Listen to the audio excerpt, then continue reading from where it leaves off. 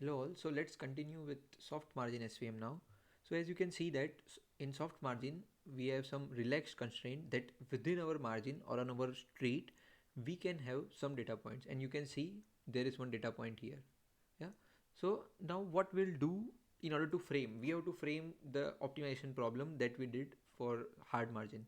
So we'll try to form the same thing, but now the constraint is little bit relaxed. So for this we'll use something called as slack variable. So what we'll do is that we'll use a slack variable, and let's denote the variable by zeta. So for all data points will be having slack variables, not for all, but I can say for misclassified data points. That is for this data point, then for this data point, for the correctly classified data points,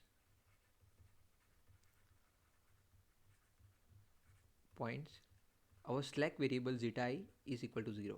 But for other like misclassified data points like this, here or here, yeah, we this can't be considered misclassified, like, because it can still consider this as like positive, because it is at the end on this side of our separating plane or our decision function plane pi.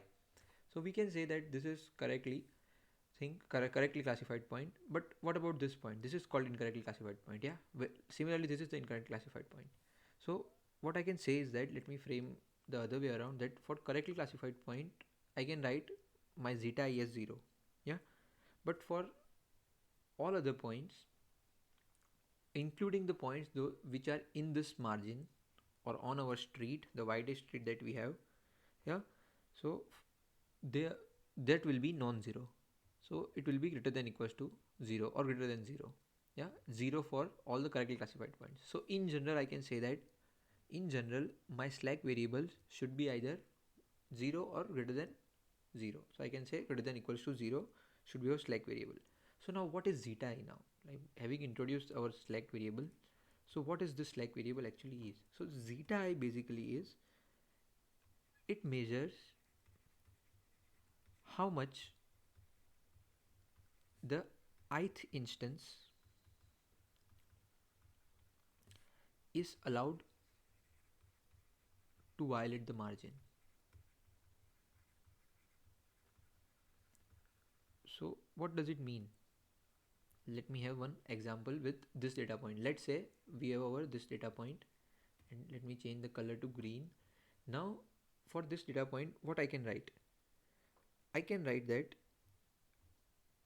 the Ti and W transpose Xi plus B, because we know that this is in between the plane, it is 0. So this point, what we can write for this point, let's say it is, because this is the positive side, let's say it is almost halfway around or equally halfway around. So what I can write, let's say it is 0.5. Yeah. So I'm just formulating it the other way around, that W transpose Xi plus B, I'm just writing zero point 0.5 as 1 minus zero point 0.5. That's it. Now the same thing I'm doing for this point now. So let's say this is on the negative side. Let's say it is 1.5 here on negative side. Yeah, this distance. So what I can write is Ti. You can consider this. So you might notice that what we are using as our constraint, that is Ti W transpose Xi plus B, we are using the same thing here as well. Yeah. So the problem will be somewhat similar. The optimization problem, even the soft margin SVM case, will be somewhat similar, but it will be having zeta as well in the picture. So this, let me consider this as minus 1.5. So again I'll write it as W transpose Xi. You will notice why I'm doing this 1 minus within a minute. So I can write as 1 minus 2.5. So this thing are called zeta i's. So for this point, this is the zeta value, and for this point, 0.5 is the zeta value. Yeah.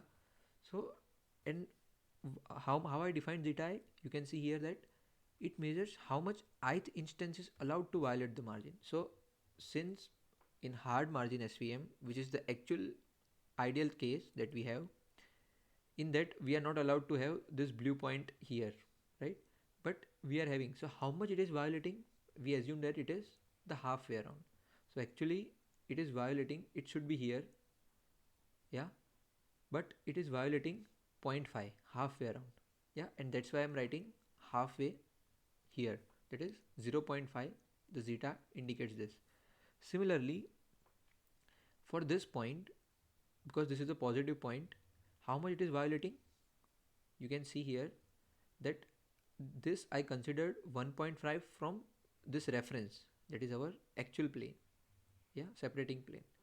So how much it will be violating, because it should be here, either on this plane or on this region, because since this is a positive point, but it is exactly on the opposite side.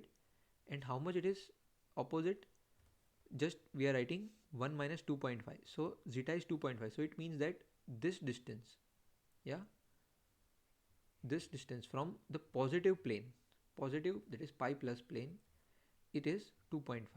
So what I can say is that 2.5 it is violating, because it has to be either on the plus plane or above it, but it is below it. And below by how much distance? 2.5, we don't know the unit, but we can say it by 2.5 units. So this is what is zeta I. So what zeta I will indicate is that how much the ith instance is allowed to violate, yeah, and this is what zeta I is. This is how we will define our zeta I.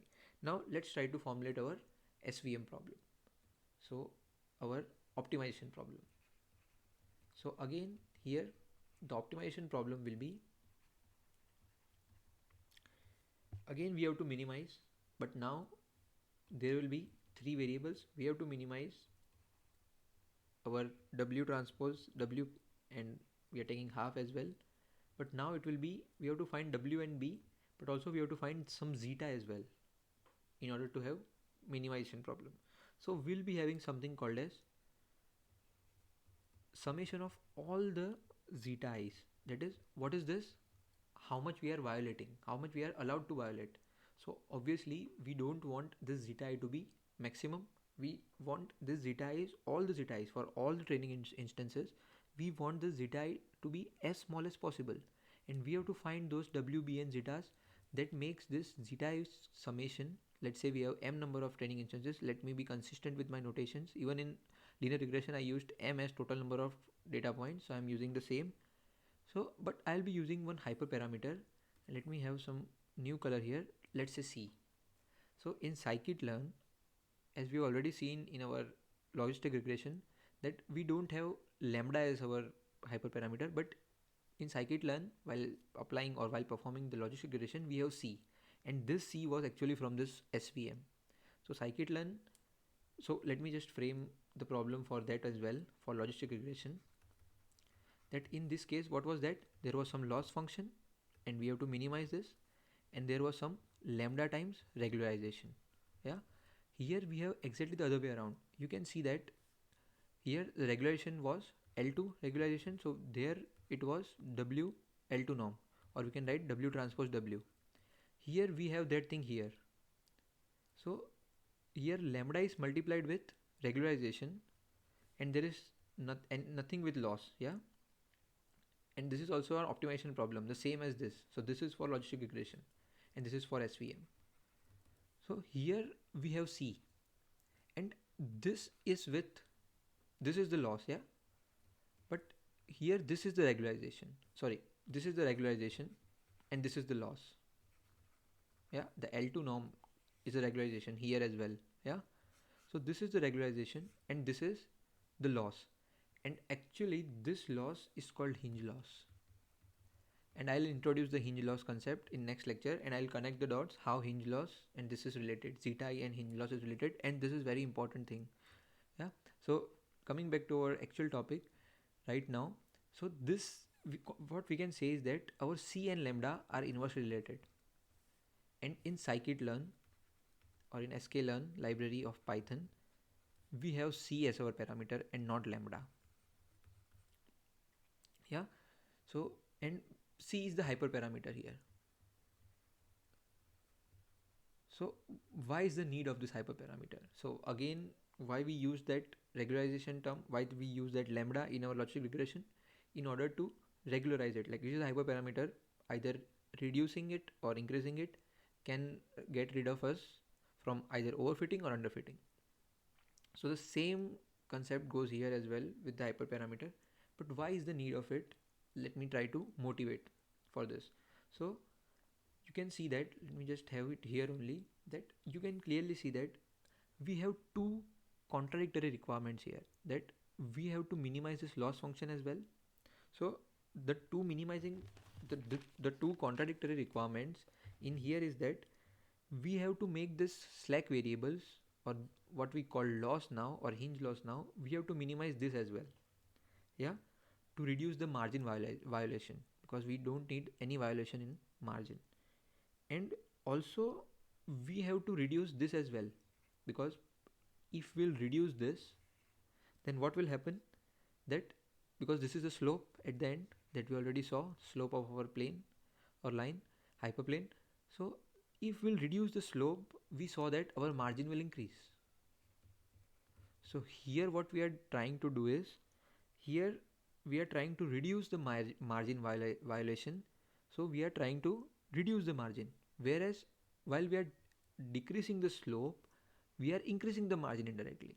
So we are trying to either increase, sorry, not either, but we can say that we are trying to increase and decrease margin simultaneously, which is not possible. And that's why we use this hyperparameter C. So when this hyperparameter C is of very high value, then this will dominate, because we have to minimize this. So this will dominate and this will not affect. And when C is very less, this will dominate. And that's why this is called hyperparameter, that we have to try an error and see whether we are getting good results or not based on some value of C. Yeah. And this is what the constraint optimization problem is.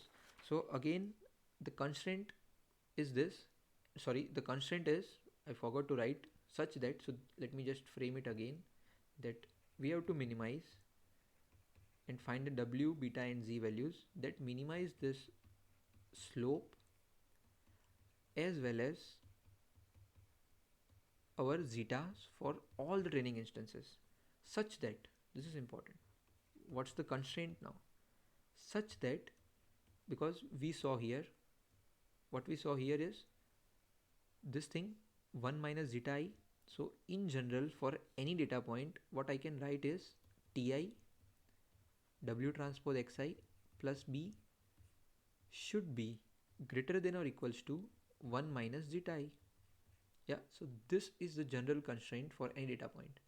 So that is what I'll write, such that my Ti, and the definition of Ti is again the same, sorry, it's W transpose Xi plus B, and it should be greater than or equals to 1 minus zeta I. So this should be the constraint, because in soft margin we had some relaxed violation or relaxed constraint, yeah, because we are allowed to have the data points within our margin as well. And this is the optimization problem, or I can say constraint optimization problem for our soft margin SVM. Now, as I said, I'll be discussing about hinge loss. This is the actually called hinge loss, as I already said. And we'll also discuss what happens when C increases and C decreases. I told you a little bit that it will be either overfitting or underfitting, but until next lecture, just think about what happens when C increases and when C decreases. And the same thing we already discussed in logistic regression, that what happens when lambda increases and what happens when lambda decreases, either underfit or overfit. That is the answer that you have to find, or you can also comment in the comment section below. So stay tuned for the next thing, and then we'll see the kernel trick as well, which is the most important thing. And always I'll try to compare with other machine learning techniques, like I compared here with logistic regression. The same thing I'll continue with all the machine learning techniques, so that there's a clear picture about which technique should be used in which case. Yeah, so I hope you enjoyed the video. Thank you.